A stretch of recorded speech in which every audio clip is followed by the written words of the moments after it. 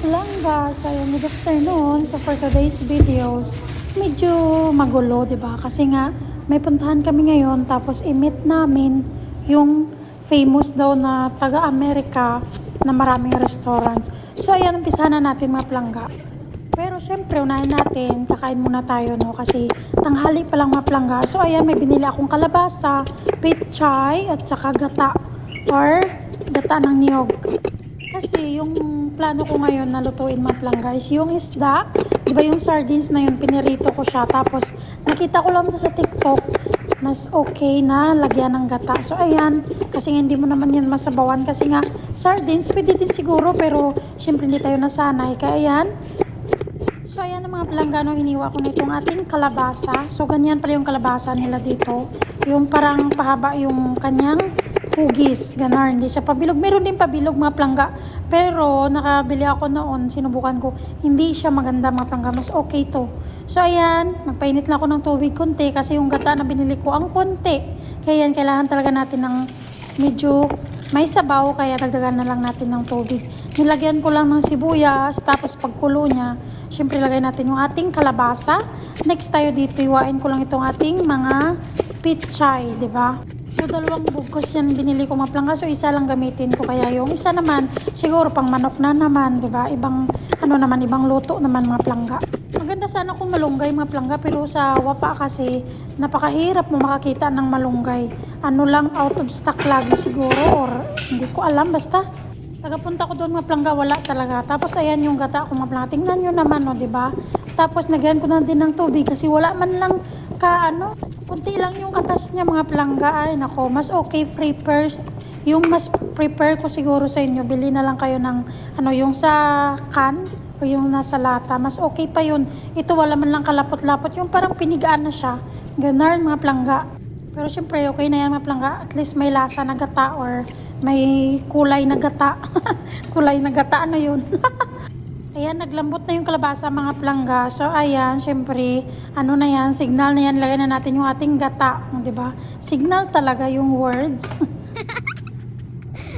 Tapos ayan, nung kumulo ulit mga plangga, nilagay ko na itong ating sardines. So di ba, nagmamakaawa na talaga sila. Parang nagmamakaawa na sila, nalutuin na. So ayan, di ba, yung gata natin, di man lang nagkulay puti. Oh, pero okay na yan, at least may lasa tayo or may malasahan tayong kunting gata. Pagkatapos nilagay ko na din itong ating pechay mga plangga. Kasi ako mas okay sa akin yung hindi masyadong luto yung pechay. Ganon yung gusto ko mga plangga. Yung pagkagat mo pa lang sa tangkay niya, crispy pa, ganon. Hindi lang yung manok crispy or baboy dyan or karni ha, or isda. Pechay din mga plangga. Tapos ayan, after how many minutes mga plangga, diba, ready na yung ating ulam. Hindi ka pa ba niyan mapapakain? Ang sarap niyan mga plangga, ang daming kalabasa pampalinaw ng mata. Tapos ayan yung pagkain ko plangga, yung kanin ko is kahapon yan, ininit ko lang.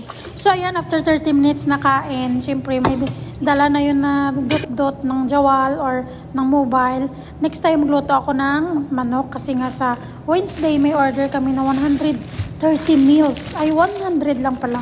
O diba, napaka-excited naman ng 130 meals. Habang nagluluto ako ng manok mga plangga, ayan, dami ko palang ilagay sa ref ng mga gamit. Kasi nga gamitin namin ito pag magawa ng mga kakailanganin namin, mag-corner kami or may station kami.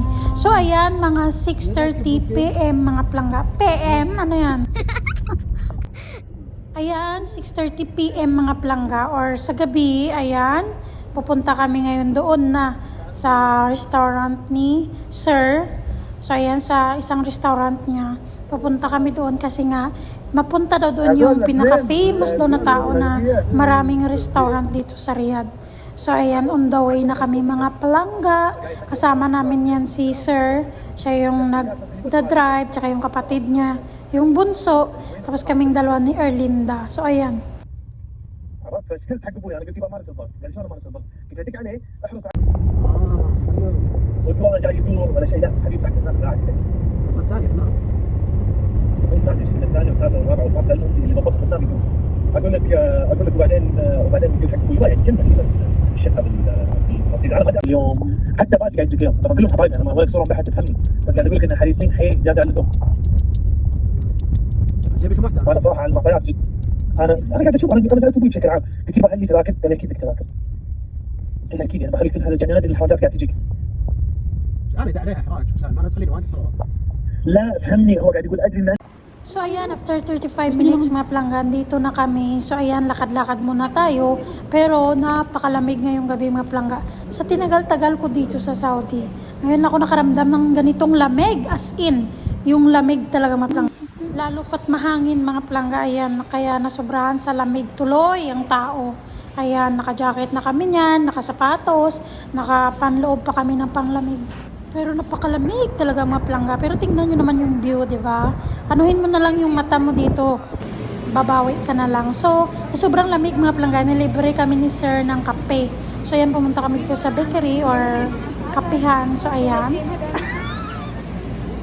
Maganda, day. Ayan, kumpleto sila mga plangga. May mga juice din sila. May kape na mainit, kape na malamig. Ayan, kumpleto mga plangga. Pero syempre, pinili namin yung ito. Mainit mga plangga. Sobrang lamig. Diyos ko Lord. Pagtapos namin kape mga plangga, yan, nakita ko naman itong building. Ay, naku, nalula na naman ako mga plangga. Diba? Ang ganda, ang taas kasi. So ayan, dito na kami sa Arlene's Burger mga plangga, tapos na kami magkape. Tapos ayan, kunting antay lang. Dito na sila mga plangga, ayan. Tapos dito, sinabihan kami na magawa kami daw ng burger. Kami daw magawa, tapos sila magtikim. Pero hindi din yan natuloy mga plangga kasi nga, lang din, sila lang din nagawa. Tapos doon lang kami, nagtanong lang kami sa kanila kung ano daw yung mas better, chicken or beef, ganarn. So ayan sila mga plangga. Ayan si John and Vinny. Ayan si sir namin yung sa gitna. Spicy burger.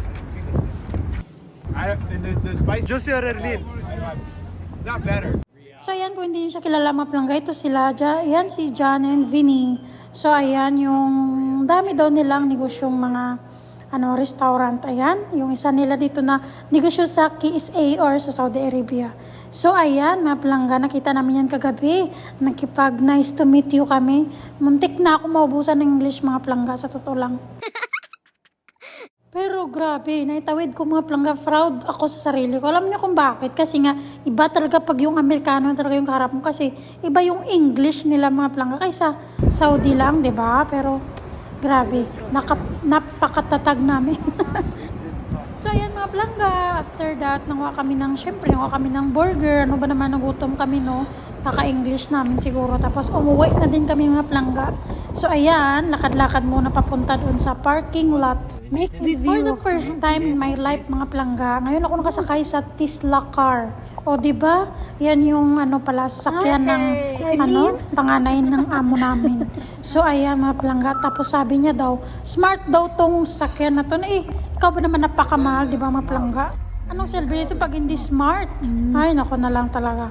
Pero grabe mga plangga, iba talaga yung pakiramdam mo pag nakasakay ka pala sa mga mamahaling sasakyan. Yung hindi mo ramdam, yung kala mo lang lumilipad kayo, ganun.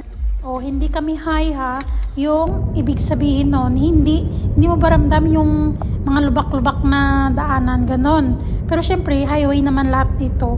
Pero iba talaga mga plangga, as in. Hindi ko mapiliwanag, sakay na lang kayo sa Tesla car para malaman. Tapos ayan, dito na kami sa bahay mga palangga. Ang dami naming dala.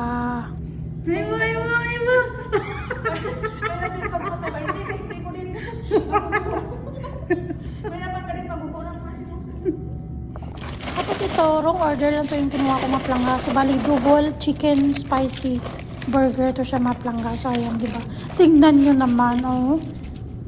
Deserve namin to sa kaka-English namin na pagod kami, tapos nagutom pa. So ayan, so yun lang mga palangga.